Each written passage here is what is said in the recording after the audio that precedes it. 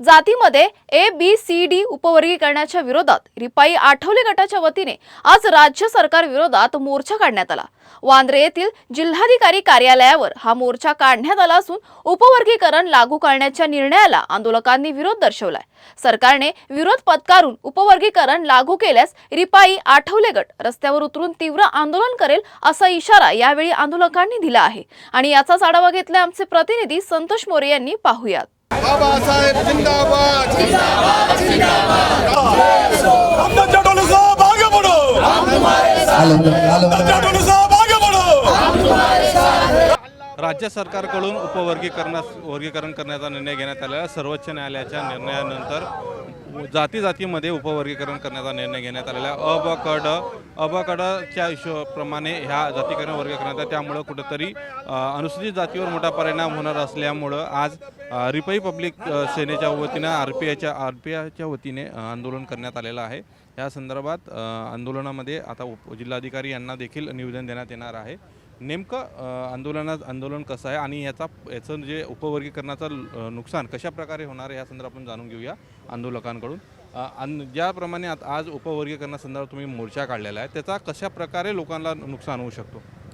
हे आजचा जो मोर्चा आहे रिपब्लिकन पार्टी ऑफ इंडिया राष्ट्रीय अध्यक्ष केंद्रीय सामाजिक न्याय मंत्री माननीय रामदास आठवले साहेब यांच्या आदेशाने मुंबई प्रदेशचे अध्यक्ष सन्माननीय सिद्धार्थभाई कासारे, त्याचबरोबर मुंबईचे महामंत्री विवेक पवार साहेब, त्यानंतर नेते, त्याचबरोबर महाराष्ट्राचे जनरल सेक्रेटरी आदरणीय गौतमभाऊ सोनवणे आणि या जिल्ह्याचे सन्माननीय अध्यक्ष अमित तांबे साहेब, महिला आघाडीच्या कार्यकर्ते आहेत ॲडव्होकेट अभयाताई सोनवणे, महाराष्ट्र के सचिव यादव हरिहर यादवजी, आमचे दुसरे महाराष्ट्राचे सचिव मिलिंद सुरोजी आणि उत्तर पश्चिम जिल्ह्याचे सन्माननीय अध्यक्ष आपले म्हणणं तुम्हाला आहे की ह्या संदर्भातलं जे उपवर्गीकरण आहे त्याचं कशा प्रकारे लोकांना त्रास होऊ शकतो? उदयराज तोरणे आणि बरेच नेते आहेत, कारण काय जो कार्यकर्ते इथे उपस्थित आहेत प्रोटोकॉलप्रमाणे त्यांचे नावं घेऊनच आपण मोर्चाला सुरू करावं लागतं।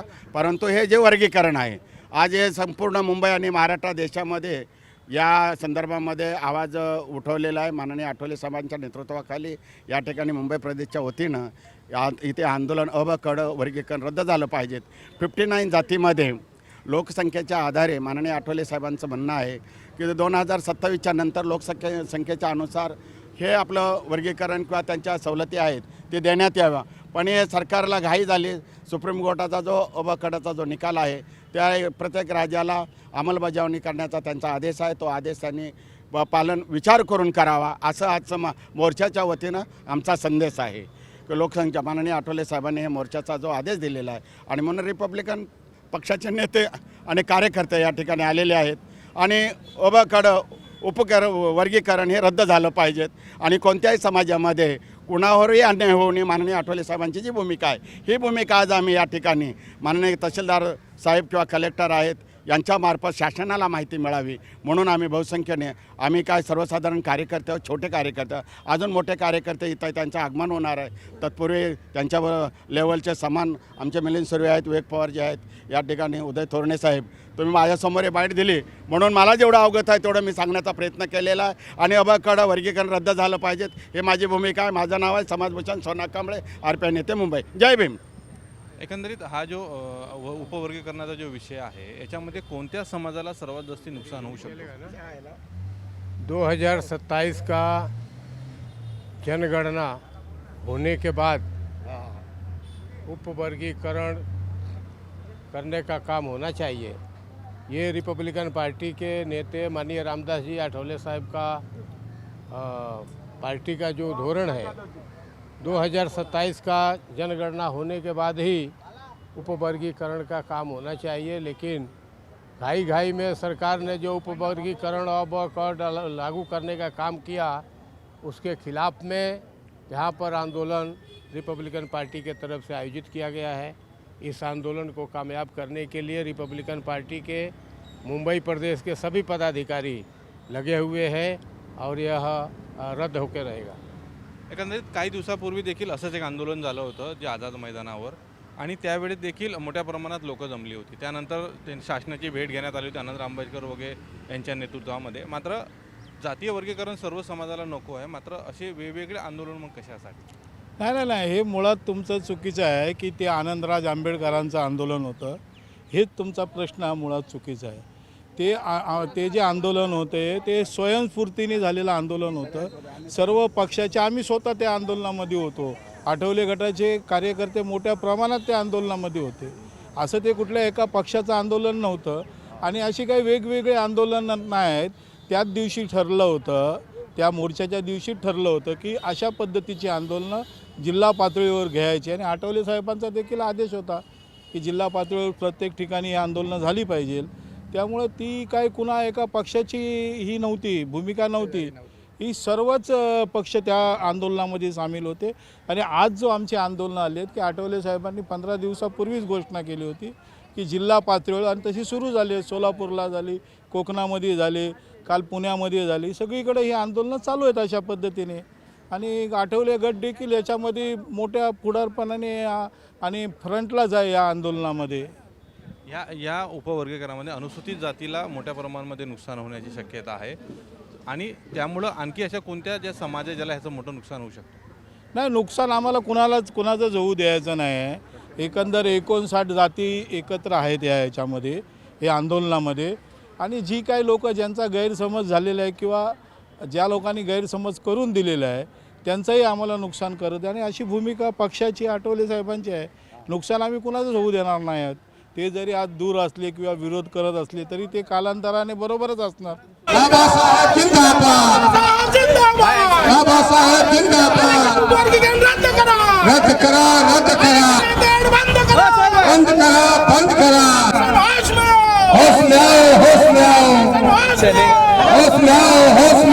विलिनीकरणासंदर्भात रामदास आठवले गटाचा भव्य मोर्चा ह्या ठिकाणी आता निघाला होता. आपल्यासोबत आहे RPI नेते अविनाशजी मातेकर. सर, आज भव्य मोर्चा निघाला होता, काय नेमकी मागणी होती या संदर्भात? हे आरक्षण वर्गीकरण विरोधी हा महामोर्चा आहे.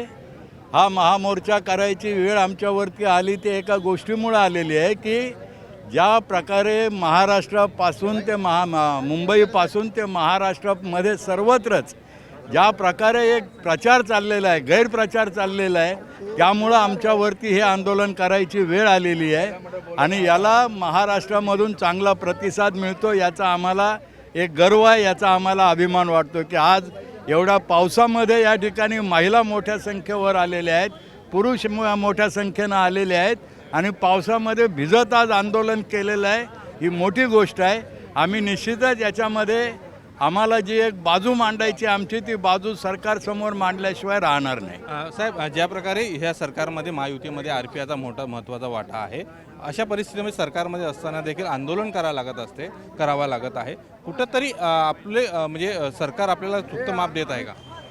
नाही, सरकार काय आमच्या विरोधात जाते अशातला भाग नाही आहे, परंतु आम्हाला विश्वासात न घेता सरकारनं याबाबतच्या भूमिका घेतलेल्या आहेत.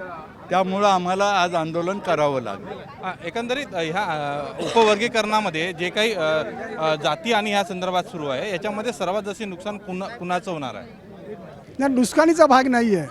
रिपब्लिकन पक्षाची भूमिका आहे. रिपब्लिकन पक्ष बाबासाहेबांना मानतो. बाबासाहेबांनी महाराष्ट्रामध्ये आणि देशामध्ये सगळ्या अनुसूचित जातींचा एक गट केलेला आहे आणि महाराष्ट्रामध्ये 59 जाती आहेत. या 59 जाती एक संघ राहाव्यात, हे रिपब्लिकन पक्षाची भूमिका आहे. आणि रिपब्लिकन पक्षाने थोडं उशिरा आंदोलन करण्याचं कारण असं आहे की रिपब्लिकन पक्षाच्या लक्षात आलं की या गेले 2 महिने या वर्गीकरणाच्या नावाखाली काही जाती किंवा काही लोक हेतुपुरस्सर महार आणि बौद्धांना टार्गेट करतात. परंतु महार आणि बौद्ध हे कायम वर्गीकरणाच्या सोबत जरी राहिले जरी होते तरी परंतु वर्गीकरणाच्या संदर्भामध्ये आता मात्र रिपब्लिकन पक्षाने ताठ भूमिका घेतलेली आहे की वर्गीकरण हे जोपर्यंत इम्पेरिकल डाटा तयार होत नाही आणि इम्पेरिकल डाटा तयार होईल कधी तर जोपर्यंत 2027ची जातीय जनगणना होत नाही. 2027ची जातीय जनगणना झाल्यानंतर वर्गीकरण करत यावं. बदर आयोग हा एकांगी आहे. एका जातीचा प्रथम मर्यादित बदर आयोग रद्द करावा आणि सर्व जातीचा समावेश असणारा एक आयोग नेमावा. मातंग समाजावर जर अन्याय होत असेल तर मातर समाजाच्यासाठी RT स्थापन केलेले आहे. RTच्या वतीने त्यांचा विकास करावा. लहुजी साळवे आयोग जो स्थापन केलेला आहे त्या आयोगाच्या शिफारशी लागू कराव्यात आणि मातंगांचा विकास करावा, परंतु वर्गीकरणाच्या नावाखाली 59 जातीमध्ये फूट पाडू नये. 59 जाती एकसंघ राहाव्यात. ज्या बाबासाहेबांनी एकसंघ ठेवलेल्या आहेत त्या जातींच्यामध्ये विघटन होऊ नये, त्यासाठी रिपब्लिकन पक्षाने आज हा मोर्चा आयोजित केलेला आहे आणि त्यासाठी हे वर्गीकरण रद्द करा ही रिपब्लिकन पक्षाची भूमिका आहे. यामध्ये सरकारमधल्या कोणत्याच जाती जे आहे जे एकंदरीत समाज म्हणजे ह्या वर्गीकरणामध्ये फूट पाडण्याचा निर्णय घेत आहे? नाही, या वर्गीकरणाच्या वर्गीकरणामध्ये आतापर्यंत तर फक्त 58 जाती एका बाजूला आणि एक मातंग समाज आहे, हा वर्गीकरणाच्या बाजूला आहे. आमचं असं म्हणणं आहे की मातंग समाज हा आमचा समाज आहे. तुम्ही म्हटलं फूट पाडण्याचा निर्णय, फूट पाडण्याचा मग त्यांना मातंग समाजामध्ये विष पेरून मातंग समाजामध्ये सरकारमधला कोणता समाज? गैरसमज पसरून काही शक्ती निश्चितपणे मातंग समाजाला हाताशी धरून इतर जातींच्या विरोधामध्ये वातावरण तयार करते, त्याचा आम्ही निषेध करतो. या ठिकाणी Republican party of India Mumbai प्रदेशच्या वतीनं उपवर्गीकरणाच्या विरोधामध्ये मोर्चा आलेला आहे आणि मी या मोर्चाच्या माध्यमातून सांगू इच्छितो संपूर्ण महाराष्ट्राला आणि महाराष्ट्र सरकारला की SC प्रवर्गामधून मातंगांना बाहेर काढलं पाहिजे, त्यांना वेगळा दर्जा दिला पाहिजे. ते जर SC प्रवर्गामध्ये राहून 58 जातीचा जर घात करत असतील, बाबासाहेबाचा अपमान करत असतील, ते संपूर्ण संविधानाच्या विरोधात वागत असतील, महार मांग म्हणून एक दंगली पेटवण्याचा कार्यक्रम करत असतील, तर हे महाराष्ट्रामध्ये कधी खपून घेणार नाहीत.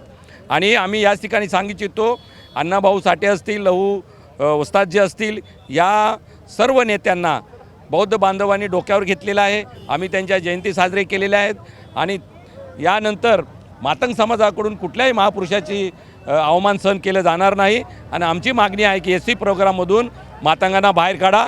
जय भीम.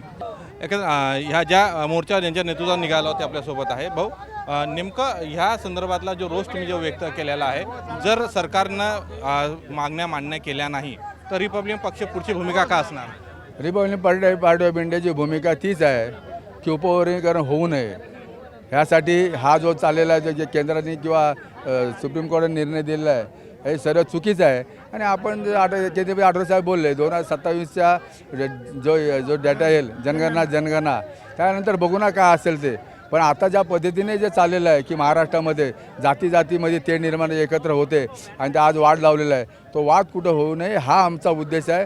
आणि आठवले साहेबांनी तीच भूमिका घेतलेली आहे की आपण उपवर्गीकरण जे आहे त्यासाठी आपण हा जो महत्त्वाचा मुद्दा आहे की अबकडं होऊ नये आणि त्यासाठी सर्व जाती SC STच्या सर्व जाती एकत्र राहिल्या पाहिजे, हा आमचा संकल्प आहे आठवले साहेबांचा आणि ही भूमिका आहे. कारण का जर वेगळा केलं तर त्यांना आपण RT दिलेलं आहे, त्याचा अण्णाभाऊ साठे महामंडळ दिलं आहे आणि त्याच्यानंतर वीर लहुजी वस्ताद हाही आयोग दिलेला आहे. अजून त्यांना किती दिलं? अजून त्यांना केंद्राने अजूनही महाराष्ट्राच्या सरकारने त्यांना चांगलं मोठं 50,000चं करोडाचं पाकिट द्यावं आणि त्यांना कुठं त्यांचं समाजाचं भलं होतं. पण त्यांनी ह्या भंडारा लावणं आणि ह्या सर्व चाबूक मारणं हे बंद करा. बाबासाहेबांनी आम्हाला बाप भेटलेला आहे, संविधानाला बाप भेटला आहे, पण देशाला बाबासाहेब भेटलेले आहेत आणि देशाचे नेते बाबासाहेब आहेत. आणि बाबासाहेबाबद्दल अशा पद्धतीने वागणूक बोलणं बरोबर नाही. आम्ही बोललो, अशा लोकांनी बोललं तर आम्ही ठोकून काढतो, पण ते आमचेच भाव असल्यामुळं आम्ही त्यांना माफ करतो आहे की अशा पद्धतीने त्यांनी बोलू नये. आणि आपण भाऊ आहोत, काही जरी असेल तर आपण बसून चर्चा केली पाहिजे, त्या चर्चेच्या माध्यमातून मार्ग निघेल. यासाठी आजचा जो मोर्चा केंद्रामध्ये आठवले साहेबांनी जो निर्णय दिला की आजचा मोर्चा उपवर्गीकरणाच्या विरोधात अबकडाच्या विरोधात जो मोर्चा आज मुंबईच्या वतीनं सर्व मुंबईचे कार्यकर्ते आणि सर्व महिला मंडळ युवकांच्या सर्वांनी आजच्या मोर्चाला आल्याबद्दल मी त्याचं मनपूर्वक अभिनंदन करतो. आणि SC मोर्चा आल्याबद्दल तुमचं पत्रकारांचंही मनपूर्वक अभिनंदन करतो की तुम्ही आम्हाला चांगल्यापणे सहकार्य केलं. माझा प्रश्न असा आहे की जर सरकार मानली नाही आणि उपवर्गीकरण झालं तर रिपेची भूमिका काय असणार? कारण तुम्ही सरकारमधला एक घटक आहात. होतच नाही, झालं तर होऊन देणार नाही आणि झालं तर आम्ही त्याला हाणून पाडू, कशा प्रकारे रस्त्यावर आणून पाडू.